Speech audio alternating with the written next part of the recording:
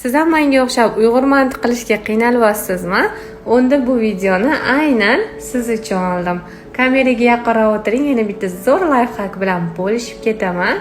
Ikkinchi layfhakimiz xamiringlar yaltillab chiqishiga sabab bo'ladi. Endi tayyorlash jarayoniga kelsak, unga tuxum, namakob suv, ozgina yog' solib uzoq mushtladim qizlar. Eng katta siri ham shunda, uzoqroq mushtlaylik xamiringlarni, shunda shunaqa tiniqib chiqadi. Endi zuvalachalarimizni 16 grammdan tortib oldim. Zuvalalarga bo'lib 16 grammdan tortib olasizlar. Keyin qo'rqmasdan yupqaroq juvalaylar.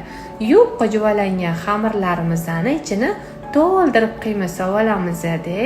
Endi tugilish jarayonini yaxshilab qaranglar. Juda ham oddiy va oson.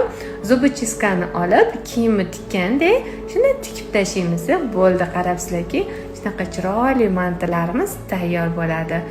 Yog'ini bo'lsa, ustilari bilan qo'rqmasdan yaxshilab yog'laylar-da. Keyin pergament qog'oz ustiga tashab qo'yinglar.